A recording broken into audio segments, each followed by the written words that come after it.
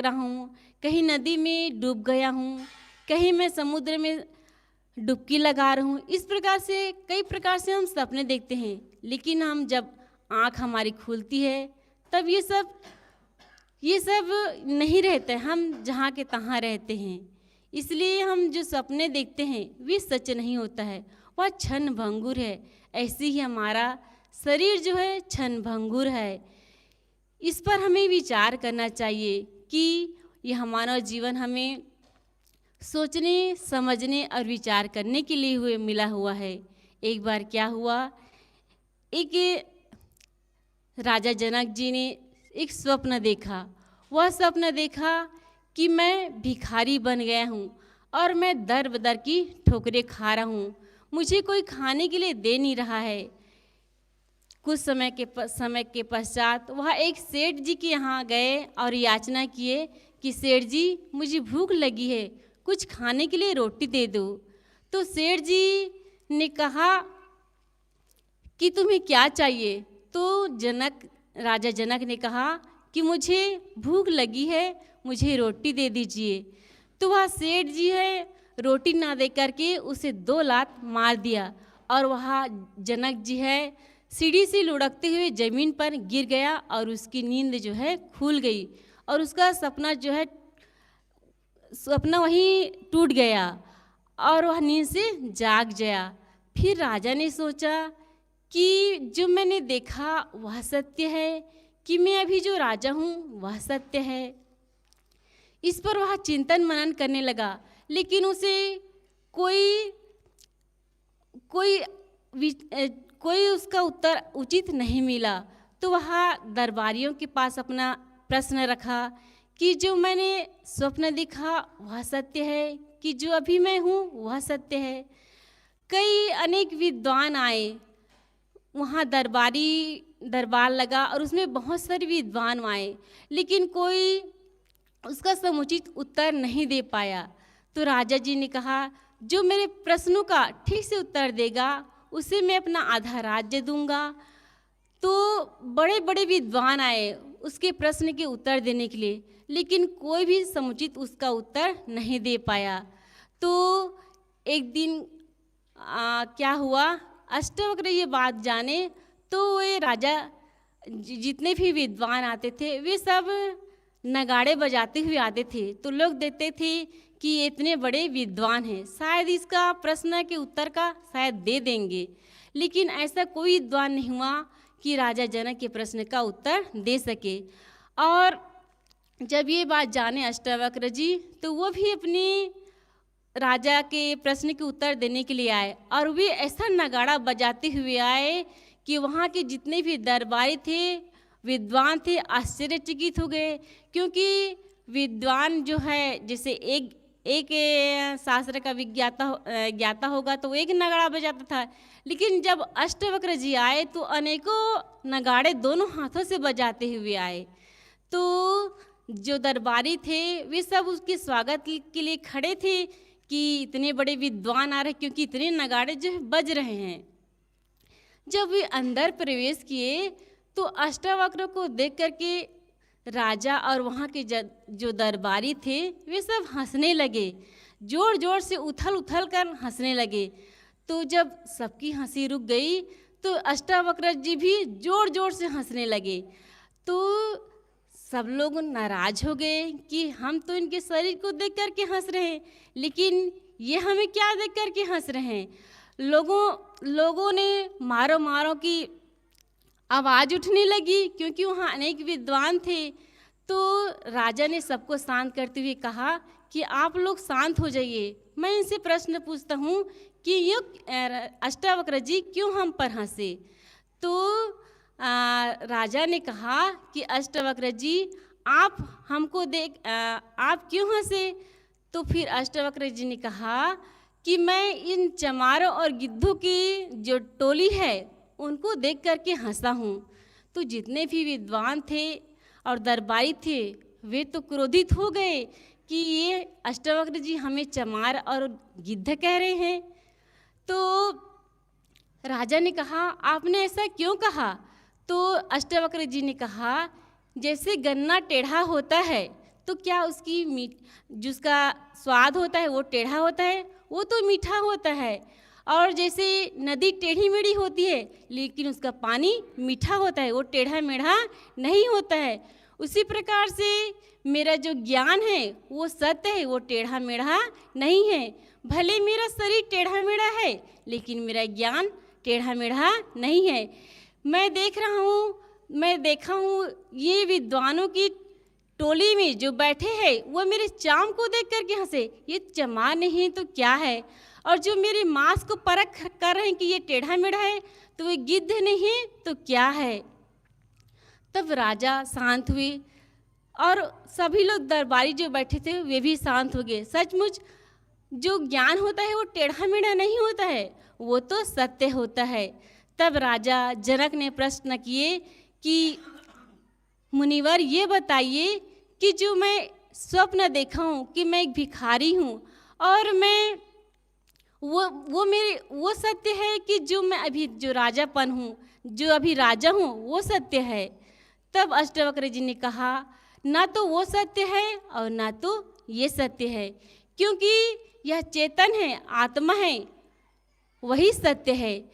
क्योंकि हम देखते हैं कभी अपने कर्मों के अनुसार कभी भिखारी बनते हैं, कभी धनवान बनते हैं, कभी राजा बनते हैं, कभी योगी बनते हैं, कभी तपस्वी बनते हैं, कभी वैश्य बनते हैं, कभी ब्राह्मण बनते हैं, कभी क्षत्रिय बनते हैं।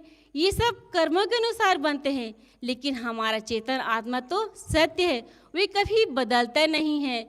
न वह टूटने वाला है न बिखरने वाला है, वह अखंड है, निर्लेप है, निर्विकार है। जो हमारी आत्मा है वही सत्य है।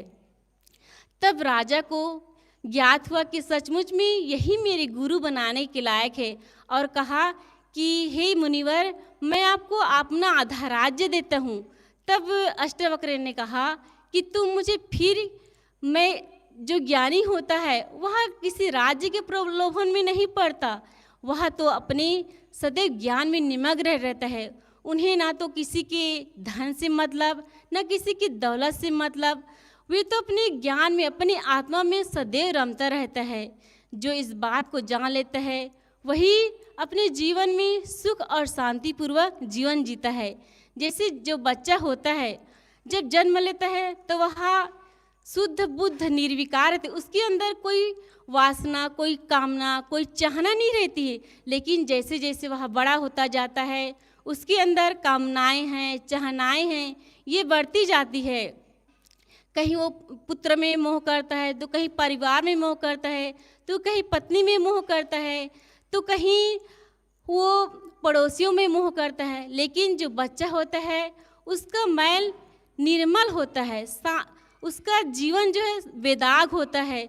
जब जैसे वह झगड़ता है तो वह थोड़ी देर में मिल जाता है, लेकिन जो जवान होते हैं वे अगर कुछ बात के लिए परेशान हो जाए तो उसको मन में रखे रहते हैं।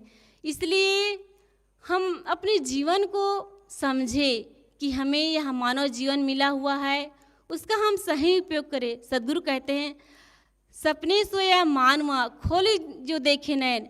हम अपने नेत्रों से खोल करके देखिए कि मैं एक मनुष्य हूँ, और मनुष्य के अंदर सोचने और समझने की शक्ति होती है। यदि हमें सच्चे संत गुरुजन मिले हुए हैं तो हम उनकी बातों पर अपना जीवन को बदले। जो हमें संत गुरुजन बताते हैं वही उस पर हमें चलना चाहिए, उस पर हमें अमल करना चाहिए, क्योंकि संत गुरुजन हमें सच्चा ज्ञान देते हैं। जो गुरुआ लोग होते हैं वे तो केवल भटकाने वाले होते हैं, लेकिन सच्चे संत गुरु जो पारखी संत होते हैं वे हमें जीवन के बारे में बताते हैं कि मैं कौन हूँ, जगत क्या है, जगत और जीवन से क्या संबंध है, इस जीवन से हमें कैसे छुटकारा मिलेगा, कैसे हम अपने जीवन का कल्याण कर सकेंगे। ये सब बातें हमें गुरुजन ही बताते हैं। तो हम अपने बारे में सोचें कि यह मानव जीवन सपने के समान है।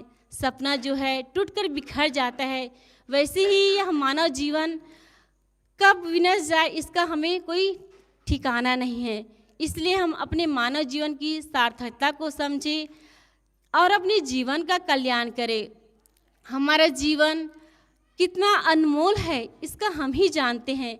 हम इसको यूं ही गंवाए ना, क्योंकि मानव शरीर में अभी हमारे शरीर स्वस्थ है, आँख स्वस्थ है, मन जो है कान स्वस्थ है। यदि आज हम स्वस्थ शरीर पा करके कल्याण का काम नहीं किए, साधना का काम नहीं किए और यूं यूं ने खाते पीते ही बिताते हुए हमारा जीवन को व्यतीत करेंगे, तो फिर हमें 84 खानियों में जाना पड़ेगा, फिर भटकना पड़ेगा। हमें अपने जीवन के बारे में सोचना चाहिए कि आज जो जीवन मिला हुआ है पता नहीं वह दोबारा मिलेगा कि नहीं मिलेगा। इस पर हमें चिंतन करना चाहिए। आज हम स्वस्थ शरीर को पाए हुए हैं, लेकिन अगर कल्याण का काम नहीं कर रहे, भक्ति का काम नहीं कर रहे हैं, सेवा का काम नहीं कर रहे हैं, तो हमारे जीवन पाना निरर्थक हो जाएगा। जीवन को हमें कैसे बिताना चाहिए, कैसे जीना चाहिए, ये हमें संत गुरुजन ही बताते हैं। और यदि हम उनके द्वारा बताई हुई बातें पर अपने जीवन को अमल नहीं करेंगे तो हमारा जीवन निरर्थक चला जाएगा। इसलिए हम सबको चाहिए कि हम अपने जीवन का सही उपयोग करें, अपने हर क्रियाकलाप का दोहन करें, अपने हर क्रियाकलाप को देखें कि मैं कहीं गलत तो नहीं कर रहा हूँ, कहीं मैं कामनाओं चाहनाओं में तो नहीं बह रहा हूँ, कहीं मैं ईर्ष्या क्रोध में तो नहीं जल रहा हूँ। इस पर हम देखते रहें और यदि हम देखते हुए अपने जीवन को सुधार करेंगे तो निश्चित ही हमारा जीवन सुंदर बन जाएगा और हमारा जीवन का तभी हम कल्याण कर सकते हैं। बस इन्हीं शब्दों के साथ मैं अपनी वाणी को यहीं पे विराम देती हूँ। बोलिए सद्गुरुदेव की जय, संत समाज की जय। बोलिए सद्गुरुदेव की जय। अभी हम बहुत ही सुंदर विचारों से लाभ ले रहे थे कि जो हमें यह मनुष्य जीवन मिला है तो हमें कैसे जीना चाहिए। एक महिला थी, वह जो महिला ब्यूटी पार्लर में जाती है और ब्यूटी पार्लर में जाकर वह ब्यूटी पार्लर वाली महिला से कहती है कि आप मेरे सिर से जो बाल है उससे आप चोटी बना दीजिए। तो वह जो महिला थी वह देखती है कि सिर पे केवल उसके 3 ही बाल थे, तो वह सोचती है कि मैं कैसे इससे चोटी बनाऊं। तो वह कहती है मुझे क्या करना है, मुझे तो केवल पैसा मिलेगा। तो वह तीनों बालों को लेकर वह चोटी बनाने लगती है, तो वह तीनों बालों में से एक बाल खिंच जाता है। तो वह कहती है कि मैडम आपका जो बाल था वह खिंच गया। तो वह जो महिला थी वह कहती है कोई बात नहीं, 2 बाल तो है ना। तो फिर वह जो महिला थी वह फिर चोटी बनाने लगती है। तो 2 बाल से चोटी बना रही थी तो एक बाल फिर गिर गया।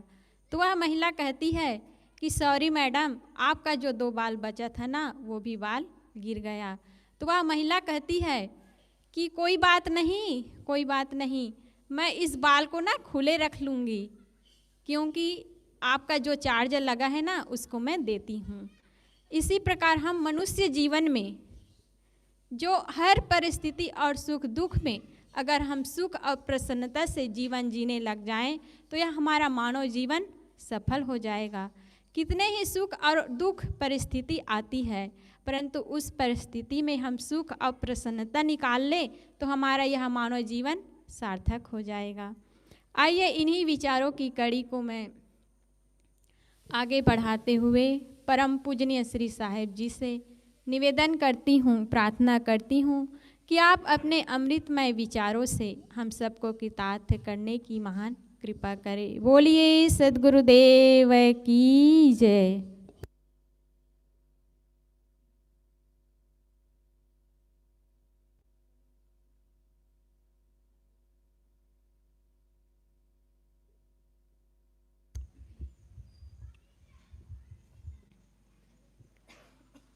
बोलिए सद्गुरु कबीर साहेब की जय, सद्गुरु श्री अभिलाष साहेब की जय, संत समाज की जय, भक्त समाज की जय।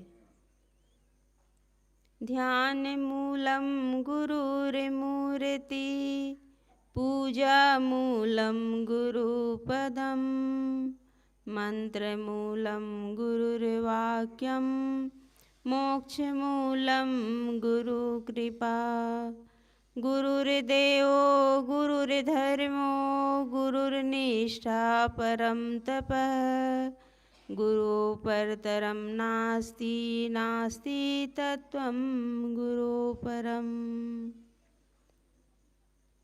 परम वंदनीय संत समाज, सम्मानी भक्त सज्जनों, श्रद्धा मूर्ति देवियों,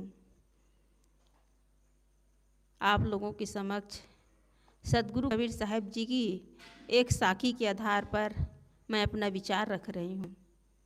सदगुरु कबीर साहब जी ने कहा है, सब ते साचा भला, जो साचा दिल होए, साच बिना सुख नाही ना, कोटि करे जो कोय। सदगुरु कबीर साहब जी कहते हैं, सब ते साचा भला।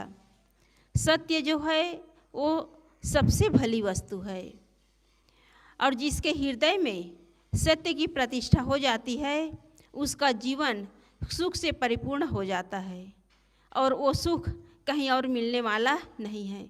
उसके लिए आप करोड़ों उपाय करो, कोटि न करो उपाय। करोड़ों उपाय कर लो, वो सुख कहीं बाहर मिलने वाला नहीं है। इसलिए सदगुरु कबीर साहब जी कहते हैं कि हमारे हृदय में सत्य की प्रतिष्ठा होनी चाहिए, अर्थात हमारा जो जीवन है वो सत्य के मार्ग पर आधारित होना चाहिए। हम सत्य के पथ पर चले, तभी हमारे जीवन में सुख और शांति आएगी।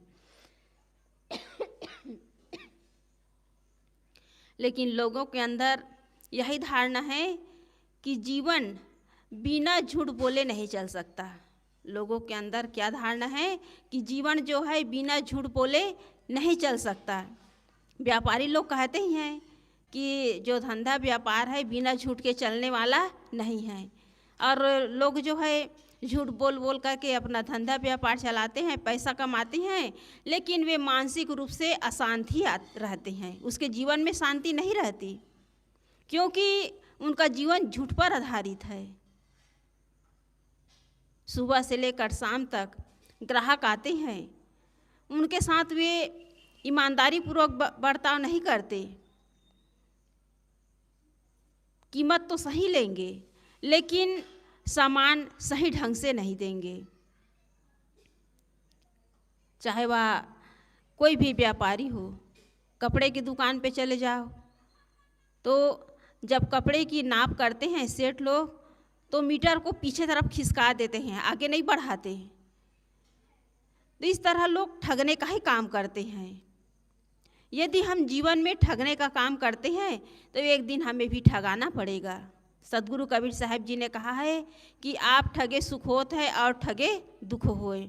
यदि आप ठगा गए, आपको कोई ठग लिए तो उसमें सुख है, लेकिन आप दूसरे को ठग रहे हैं, दूसरे को धोखा दे रहे हैं, तो उसके बदले में आपको दुख ही मिलेगा।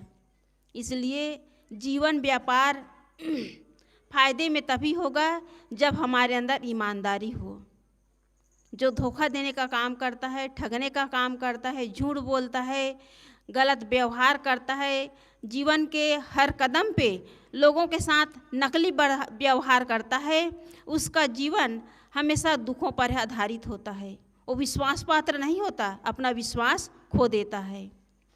इसलिए जीवन में यदि हम सुख चाहते हैं, शांति चाहते हैं, यदि हम चाहें कि लोग हमारे साथ सही व्यवहार करें, हमें प्रेम मिले, तो हमारा जीवन भी प्रेममय होना चाहिए। विश्वास तभी होगा जब हमारे अंदर सत्य हो। सत्यता के आधार पर ही व्यक्तित्व का मूल्यांकन होता है। आदमी झूठ के रास्ते पर चलकर कभी सुख और शांति में जीवन नहीं जी सकता। तो इस तरह सदगुरु कबीर साहब जी ने कहा है कि सबते साचा भला। और वो सत्य क्या है? पहली बात है सत्य ज्ञान। सत्य हमारे जीवन में प्रतिष्ठित होना चाहिए, और वो सत्य ज्ञान क्या है? जड़ और चेतन का यथार्थ बोध। जड़ और चेतन में जो अंतर्निहित गुणधर्म है, उसी के आधार पर ये सृष्टि चल रही है। लेकिन लोग क्या कहते हैं कि संसार को बनाने वाला, संसार को चलाने वाला कोई ईश्वर है, कोई देवी देवता है। लेकिन ये सृष्टि जो चल रही है वो जड़ और चेतन के अंदर जो गुण धर्म है उसके आधार पर ये सृष्टि चल रही है। इसे चलाने वाला कोई भगवान या कोई देवी देवता नहीं है।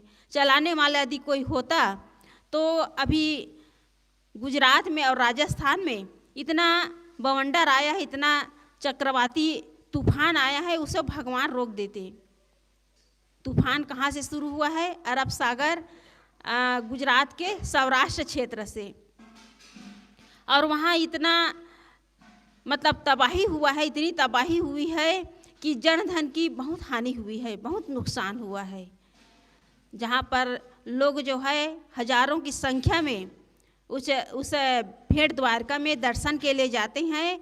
उस भेंट द्वारका से ही शुरू हुआ है और वहाँ इतनी तबाही हुई है कि वो भगवान श्री कृष्ण बैठे बैठे सब कुछ देखते रह गए, लेकिन उसे रोक नहीं पाए। लोग अंधविश्वास में जकड़े हुए हैं, कहते हैं कि भगवान सब करता धरता है। भगवान यदि करता धरता है तो इतना तबाही, इतना घोर कहर साधारण जनता के ऊपर क्यों ढाएगा? विचार करिए। वर्षा ऋतु में कहीं इतना अधिक बारिश होता है, इतनी अधिक वर्षा होती है कि गांव के गांव डूब जाते हैं। तो भगवान इतने कठोर, इतने क्रूर नहीं है कि वो साधारण जनता के साथ अन्याय करे, उन्हें दुख दे। वर्षा का होना, 6 ऋतुओं का परिवर्तन, भूचाल आना, भूकंप आना, ज्वालामुखी आना, ये प्राकृतिक आपदा है। इसे कोई देवी देवता या कोई ईश्वर ब्रह्म इसे कोई चलाता नहीं है, इसे कोई लाता नहीं है, ये प्राकृतिक ढंग से होता है। लोग कहते हैं कि ऊपर बैठा भगवान पानी बरसाता है, तो पानी इतना बरसाए कि जितनी की आवश्यकता हो। अधिक बरसाने से हानि होती है, नुकसान होता है, तो भगवान किसी का नुकसान नहीं चाहेगा। तो इस तरह हमें विचार करना चाहिए कि पानी बरसता है प्रकृति के अनुकूल योग्यता होने पर। जब अनुकूल योग्यता होती तभी पानी बरसता है, लेकिन लोग विचार नहीं करते, कहते हैं कि भगवान पानी बरसाता है। इस संसार में जो कुछ भी हो रहा है सब भगवान करने धरने वाले हैं, लेकिन भगवान किसी को सुख दुख दे ये कभी संभव ही नहीं है। तो हमें विचार करना चाहिए कि हमारे जो कर्म है वही हमें सुख दुख देते हैं। रामायण में भी कहा गया है, काहुन को सुख दुख करदाता, निज कृत कर्म भोग सब भ्राता। हमारे कर्म के अनुसार हमें सुख दुख मिलता है, कोई भगवान सुख दुख देने वाला नहीं है। मनुष्य का उद्धारक मनुष्य ही है, कोई भगवान या देवी देवता नहीं है। यदि कोई देवी देवता होता तो आज तक कितनों का उद्धार हो गया होता। लोग जो है तीर्थों में जाकर, बड़े बड़े मंदिरों में जाकर पूजा पाठ करते हैं, वहाँ अनेक प्रकार के आडंबर करते हैं, यज्ञ हवन करते हैं, दान पुण्य करते हैं कि हमें जीवन में हमारे जो दुख हैं वो मिट जाए, दुख को हमारे भगवान जो है हरण कर ले, हमें मोक्ष मिल जाए, हमारे जीवन में स्वर्ग स्थापित हो जाए। लेकिन आज तक पूजा करते करते किसी के जीवन में सुख और शांति नहीं आई है। इसलिए हमें विचार करना चाहिए कि हमारा उद्धारक कोई भगवान या पत्थर के कोई देवी देवता नहीं है, हमारा उद्धारक मनुष्य ही है। और वो मनुष्य उद्धारक कौन है? हमारे जो संत गुरुजन हैं, हमारे जो इष्ट हैं, जो सज्जन महापुरुष हैं, वही हमारे उद्धारक हैं। उन्हीं के द्वारा हमें सही मार्गदर्शन मिलता है और उन्हीं के माध्यम से हम सही पथ पर चलते हुए अपना उद्धार कर सकते हैं। अब मंदिर में जाओगे तो वो मंदिर के जो मूर्ति है वो भगवान है। कभी नहीं कहेंगे कि घर में जाकर के सास बहू में लड़ाई होना, कभी कहेंगे कि लड़ाई कर रहे तो लड़ाई बंद कर दो। कोई शराबी शराब पी करके जाएंगे तो कहेंगे कि बेटा शराब पी करके क्यों आए हो। वो पत्थर बोलता ही नहीं, और न बोलने वाले पत्थर की हम पूजा कर रहे हैं, और जो बोलने वाले मूर्ति है उनसे हम नफरत कर रहे हैं। तो जीवन में सुख कहाँ से आएगा? एक घटना है, एक नई बहू आई थी तो उसकी सासू माँ कहने लगी कि बेटी चलो देवी माँ के दर्शन करके आते हैं, वहाँ तुम पूजा प्रार्थना करना और देवी माँ से आशीर्वाद ले लेना। तो उसकी बहू जो थी वो पारखी घर की थी, सत्संगी घर की थी। सास और बहू दोनों जो है मंदिर के जाने के लिए निकले। मंदिर के दरवाजे पर गए तो दरवाजे पर 2 राक्षस बने हुए थे पत्थर के। तो उसकी बहू कहने लगी कि माँ यहाँ तो राक्षस है, हमें खा जाएंगे, हम मंदिर में कैसे प्रवेश करेंगे। तो उसकी सासू माँ कहने लगी कि बेटी ये तो पत्थर के हैं, ये थोड़ी खाएंगे, थोड़ी कुछ करेंगे, इसे तो वो कारीगर लोग बना दिए हैं, पत्थर के हैं, चलो अंदर चलो, ये कुछ नहीं करेंगे। फिर थोड़ा और अंदर गए तो मंदिर के प्रांगण में चबूतरे के पास 2 बड़े बड़े शेर बने हुए थे, शेर के मूर्ति थे पत्थर के। तो बहू कहने लगे कि माँ यहाँ तो शेर है, ये शेर हमें खा जाएंगे, हम मंदिर में आए हैं तो हम शेर के भोजन बन जाएंगे, शेर हमें खा जाएगा। तो उसकी सासू माँ कहने लगी कि बेटी ये तो पत्थर के शेर हैं, ये थोड़ी खाएंगे। तो उसकी सासू माँ जो है बहू को लेकर के अंदर देवी माँ के दर्शन के लिए अंदर गई। दोनों पूजा पाठ किए और कहने लगे कि बेटी देवी माँ से आशीर्वाद ले लो। तो उसकी बहू कहने लगे कि माँ बाहर गेट के पास राक्षस बना हुआ है, वो पत्थर के हैं, अंदर चबूतरे में सिंह बना हुआ है, शेर बना हुआ है, वो भी पत्थर के हैं, ये देवी माँ भी पत्थर के हैं। जब वो कुछ नहीं कर सके, राक्षस और शेर कुछ नहीं कर सके, तो ये देवी माँ क्या कर सकती है, ये क्या आशीर्वाद दे सकती है। इससे आशीर्वाद नहीं मिलेगा। पूजा तो मैं आपकी करूँगी, आपसे आशीर्वाद मिलेगा, आप मुझे आशीर्वाद देंगे और उसी आशीर्वाद के बल पर मैं अपना जो जीवन है आगे मैं ले जाऊँगी सुख की ओर। ये देवी माँ मुझे आशीर्वाद नहीं दे सकती। तो उसकी सासू माँ कहने लगी कि बेटी तुम सही कहती हो, सच कह रही हो, ये तो पत्थर की है। तो इस तरह हमें विवेक करना चाहिए, विचार करना चाहिए और सत्य सत्य का है क्या है, इस पर हमें जब तक हमें इस पर विचार नहीं आएगा, इस पर हम मंथन नहीं करेंगे, इस पर हम विवेक नहीं करेंगे, हम अंधविश्वास में भटकते रह जाएंगे। केवल पत्थर को पूजते पूजते हम भी पत्थर के बन जाएंगे, जड़ हमारी बुद्धि जड़ बुद्धि हो जाएगी और हम विवेक विचार न करके केवल अंधकार में भटकते रह जाएंगे। इसलिए वस्तु का यथार्थ ज्ञान होना चाहिए, जड़ और चेतन का। जड़ क्या है, चेतन क्या है। यह हमारा शरीर भी जड़ है और जितने भी दृश्य जगत है सब जड़ हैं और इसमें निवास करने वाला चेतन आत्मा यही चेतन जीव है और ये चेतन जीव सबके अंदर है। इसलिए उस चेतन जीव को पहचान करके किसी के साथ गलत व्यवहार न करना, किसी के साथ धोखाधड़ी का व्यवहार न करना, किसी को दुख देने का काम न करना, यही मानवता है। और इसी तरह यदि हम अपने जीवन को बना लिए तो हमारे जीवन में सुख और शांति होगी। तो इस तरह हमें सत्य ज्ञान होना चाहिए, बंधन क्या है, मोक्ष क्या है, जड़ क्या है, चेतन क्या है और इस जगत में हम आए हैं तो क्यों आए हैं, इसका हमें यथार्थ बोध होना चाहिए। और दूसरी बात है सत्य भावना। हमारा जो मन है वो सत्य घट रही घटनाओं पर आधारित होना चाहिए, अर्थात हमारा मन जो है वस्तु परक होनी चाहिए, कल्पना परक नहीं। जो जैसा है उसको वैसा ही माने। लेकिन लोग जो है अंधविश्वास में पड़ करके चमत्कार के पीछे भागते हैं, कल्पना के पीछे भागते हैं कि पूजा पाठ करने से, मंत्र जाप करने से, यज्ञ हवन करने से जीवन में सुख आएगी, जीवन में शांति आएगी। इसी कल्पना और अंधविश्वास में पढ़कर लोग जो है अनेक प्रकार के आडंबर कर रहे हैं, लेकिन जो वास्तविक वस्तु स्थिति है उसे समझ नहीं पा रहे हैं। हमारे आसपास कोई दुखी है, कोई गरीब है, कोई लाचार है, कोई बीमारी से ग्रसित है, उनकी सेवा न करके हम उसके साथ उपेक्षा का व्यवहार करते हैं, उसके प्रति हमारे अंदर सहानुभूति नहीं है, संवेदना नहीं है और बाहर हम कल्पना में भटक रहे हैं, चमत्कार के पीछे दौड़ रहे हैं। तो हमारा जीवन सत्य की ओर नहीं बल्कि असत्य की ओर ही बढ़ रहा है। हमारे जीवन में धर्म का प्रादुर्भाव नहीं हो रहा है, हम अधर्म की ओर बढ़ रहे हैं। इसलिए हमारा जो मन है वो वस्तु परक होनी चाहिए। लोग जो है कल्पना और चमत्कार के पीछे पूजा पाठ और यज्ञ हवन कराते हैं। कितने लोग कथा कराते हैं, कथा भागवत कराते हैं, लाखों रुपये खर्च करते हैं लाखों रुपये खर्च करते हैं, लेकिन कथा भागवत होने के बाद वही व्यक्ति जो है अपने ही घर परिवार में लड़ाई झगड़ा करते हैं, अपने ही घर परिवार में अनेक प्रकार के विश्वासघात छल प्रपंच का काम करते हैं, तो आपका कथा भागवत करना बेकार हुआ। आप कथा भागवत किए, कथाकार अपना ठेका लेकर के आए कि हमें 1 लाख देना, 2 लाख देना, पैसा लिए और चले गए। कथा करने का मतलब क्या हुआ? जीवन में कोई परिवर्तन नहीं, विचार में कोई परिवर्तन नहीं, स्वभाव में कोई परिवर्तन नहीं, तो कथा करने और कराने का क्या मतलब हुआ?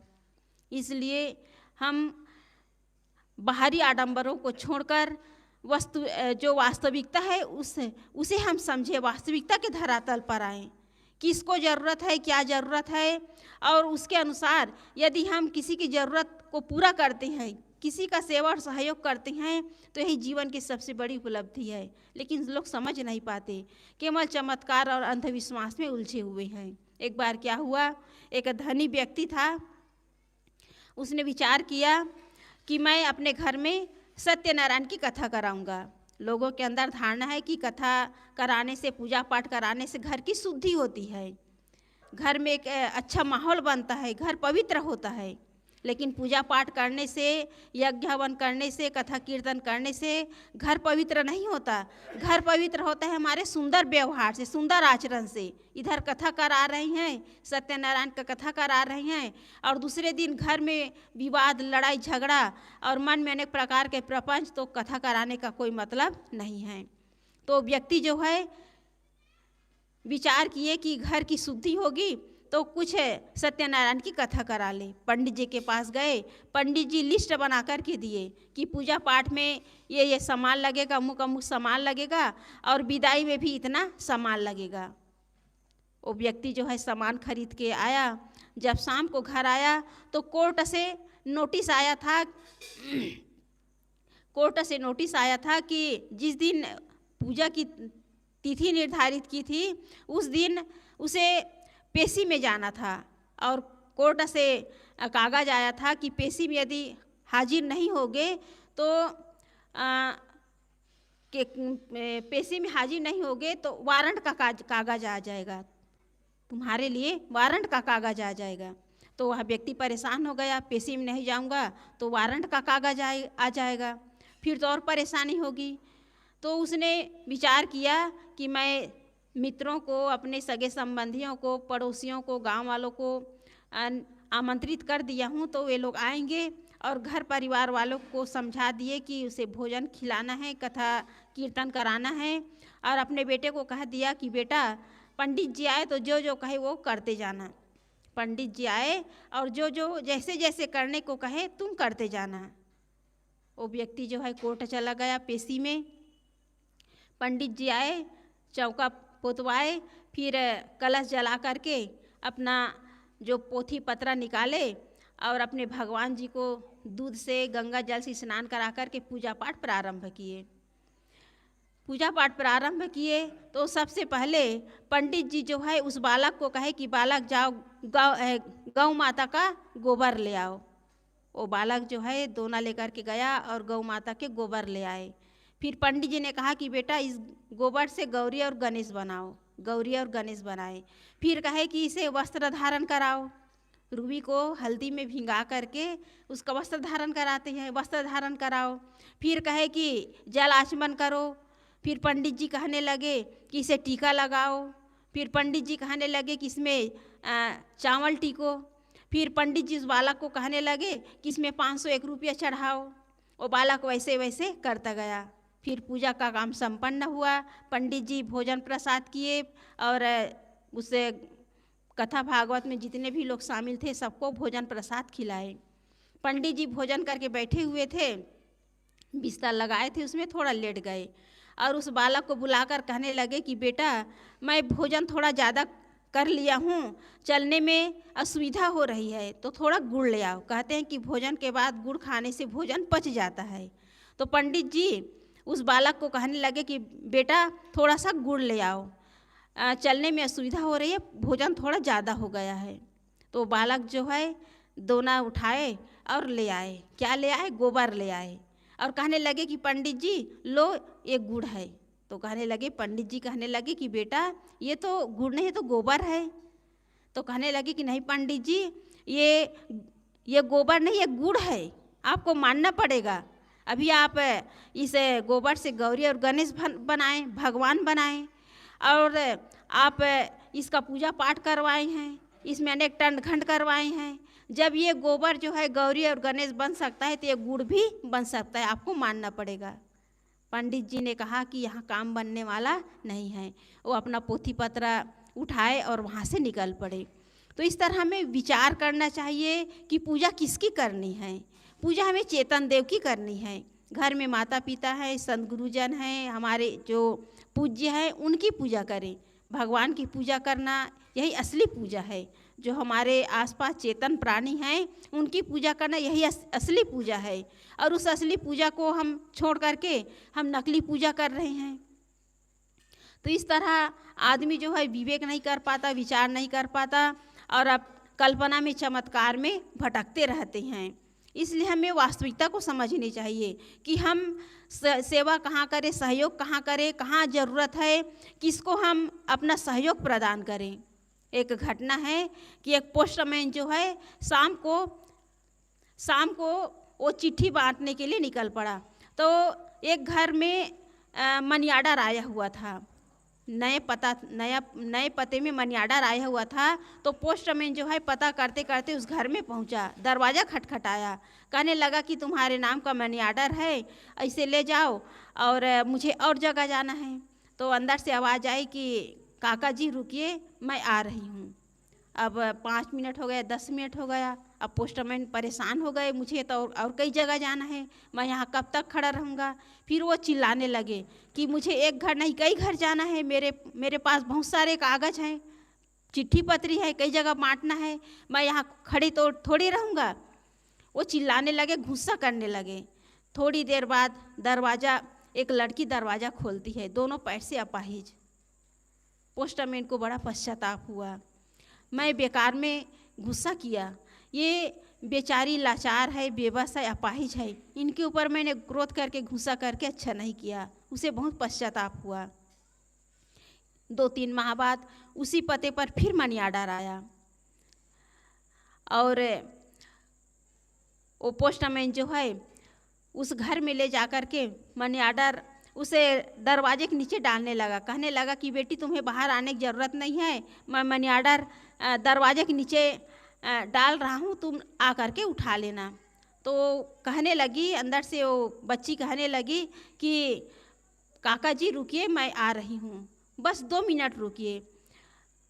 वो लड़की जो है, अपाहिज लड़की जो है, दरवाज़ा खोलती है और मनी आर्डर लेती है, साइन करती है, और उसके हाथ में एक गिफ्ट था और उसे पोस्टमैन को देती है कि काका इसे यहाँ मत खोलना, घर जा कर के खोलना। पोस्टमैन अपना काम निपटा करके घर पहुँचे, उस गिफ्ट को खोले तो उसमें जूते थे और उसमें लिखा था कि पोस्टमैन काका, आप घर घर जाते हैं, गांव गांव घूमते हैं, लेकिन आपके पैरों में चप्पल नहीं है, इसलिए ये मेरे तरफ से उपहार है। जूते को देखकर और उसकी सहानुभूति, उसकी संवेदना को देखकर पोस्टमैन रो पड़ते हैं, कहते हैं कि बेटी तुमने तो मेरे पाँव के लिए जूते दिए, मैं तो तुम्हें पाँव भी नहीं दे सकता, मेरी बस की बात नहीं है। तो इस तरह हमारा जो मन है वो वस्तुपरक होनी चाहिए कि कहाँ हमें सहयोग करना है, कहाँ हमें सहायता करनी है। तो इस तरह हमारी जो भावना है वो वस्तुपरक होनी चाहिए। हम कल्पनाओं और चमत्कारों के पीछे न भागें। और तीसरी बात है सत्य वचन, अर्थात हम अपने जीवन में सत्य का ही पालन करें, झूठ न बोले। कहा भी गया है कि सांच बराबर तप नहीं, झूठ बराबर पाप। झूठ बोलना सबसे बड़ा पाप है। जो झूठ बोलता है, चोरी करता है, वो सबके अविश्वासी हो जाते हैं, उस पर कोई विश्वास नहीं करता। इसलिए जीवन में कभी भी किसी भी परिस्थिति में हमें झूठ नहीं बोलना चाहिए। जैसा ही उसको वैसा ही हम कहने का हमें साहस होना चाहिए। जो झूठ बोलता है वो अपना झूठ छुपाने के लिए पता नहीं कितनी बार वो झूठ बोलता चला जाता है। इसलिए जीवन में यदि हम सबके साथ मीठा व्यवहार चाहते हैं, सबके विश्वास पात्र बनना चाहते हैं, तो हम झूठ ना बोलें, सत्य के पथ पर चले, सत्य बोलें। क्योंकि सत्य जो है वो तप के बराबर है। जो सत्य बोलता है वो अपने जीवन में सबसे बड़ी तपस्या करता है। तो इस तरह हम झूठ ना बोले, किसी की निंदा ना करें, किसी की बुराई ना करें। ये वाणी के दोष है, हम वाणी के दोष से बचें, तभी हमारे जीवन में सत्य का प्रतिपादन हो सकता है, हमारे जीवन में सत्य प्रतिष्ठित हो सकता है। जो कदम कदम पर झूठ बोलता है उसके जीवन में झूठ बोलना एक आदत सी बन जाती है, उसके जीवन में, उसके स्वभाव में शामिल हो जाता है झूठ बोलना। इसलिए हम झूठ बोलना छोड़ें और सबके साथ हम सत्यता का व्यवहार करें, सत्य बोले, मीठा बोले और प्रिय बोले। किसी के साथ हम गलत ढंग से बात व्यवहार न करें। कहा भी गया है कि बोल तो अमोल है, जो कोई बोले जान, ये तराजू तोल के तब मुख बाहर आन। जो हम बोलते हैं उसे हम अपने हृदय रूपी तराजू पर तौल करके ही बोले कि वो सत्य है कि असत्य है। उससे हम जो बोल रहे हैं उससे किसी को चोट पहुंच रही है, किसी को पीड़ा हो रही है कि नहीं हो रही है, इस पर हम सोच विचार करके ही बोले। तो इस तरह हमारा जो वाणी बर्ताव है वो सत्य पर आधारित होना चाहिए। और चौथी बात है सत्य वचन, सत्य आचरण। चौथी बात है सत्य आचरण। जो हम ज्ञान की बातें सुन रहे हैं वो केवल सुनने के लिए नहीं, वो जीवन में आचरण करने के लिए है। जो हम ज्ञान की बातें सुन रहे हैं वो केवल सुनने के लिए नहीं, जीवन में आचरण करने के लिए है। हम सब जानते हैं कि चोरी करना, झूठ बोलना, काम, क्रोध, ईर्ष्या, द्वेष करना ये पाप है, ये गलत है। तो जो गलत है उसका हम परित्याग करें। चोरी करना, झूठ बोलना, व्यभिचार करना, हिंसा, हत्या करना ये जीवन के लिए नर्क है, तो इसका हम पूरी तरह परित्याग करें और उसके बदले में दया, क्षमा, संतोष, शील, विवेक, विचार इनको अपने जीवन में धारण करें।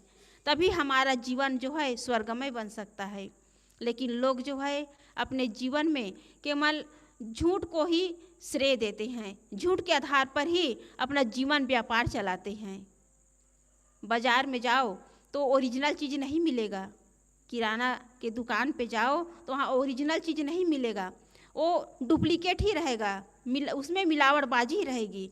तो ये मिलावटबाजी जो सामान है बनाने वाला कौन है? मनुष्य ही है। मनुष्य ही नकली सामान बनाता है। तो बनाने वाला जब नकली है तो आदमी असली कैसे होगा? जब सामान ओरिजिनल नहीं तो व्यक्ति ओरिजिनल नहीं हो सकता। इसलिए हम अपने जीवन में कभी किसी के साथ गलत व्यवहार न करें, अर्थात हम ओरिजिनल जीवन जिएं, हम सही जीवन जिएं, सत्य जीवन जिएं, तभी हमारे जीवन में सुख और शांति आएगी। लेकिन लोग जो है अपने जीवन व्यापार में कदम कदम पर झूठ बोलते हैं, कदम कदम पर लोगों के साथ झूठाई का बर्ताव करते हैं और यही सबसे बड़ी गहरी भूल है। लोग भूले हुए हैं, झूठ बोल करके, चोरी करके, हिंसा हत्या करके हम लोगों की दृष्टि से बच जाएंगे, लेकिन प्रकृति के दृष्टि से हम नहीं बच सकते। प्रकृति की आंखें खुली हुई है, वो अपना सही न्याय करती है, वो अपना सही न्याय करती है। इसलिए कुदरत के इंसाफ से कोई बच नहीं सकता। इसलिए हमें सावधान होने की आवश्यकता है। हम किसी के साथ गलत व्यवहार न करें और सत्य को समझें और सत्य को समझकर सबके साथ हम मीठा व्यवहार करें, ईमानदारी पूर्वक व्यवहार करें, तभी जीवन में सुख और शांति आएगी। ये झूठा का व्यवहार, ये ठगाई का बर्ताव, ये धोखाधड़ी का जो व्यवहार है, ये किसी के जीवन में सुख और शांति नहीं स्थापित कर सकती। इसलिए व्यवहारिक जीवन में यदि हम सुख चाहते हैं, शांति चाहते हैं, तो हम सत्य के पथ पर चले, सबके साथ सत्यता का बर्ताव करें और सत्य वचन बोले और हमारी जो भावना है वो सत्य पर आधारित हो, वस्तु परख हमारी दृष्टि हो। तभी हमारा जीवन जो है अंधकार से हटकर उजाले की ओर, प्रकाश की ओर, सुख की ओर बढ़ता चला जाएगा। तो इस प्रकार सदगुरु कबीर साहब जी कहे हैं, सबते साँचा भला जो साँचा दिल होए, साँच बिना सुख नाही ना कोटि करे जो कोई। अर्थात हम अपने जीवन में सत्य के प्रति हमारा जो जीवन है सत्य पर आधारित हो, हमारा जो हृदय है उसमें सत्यता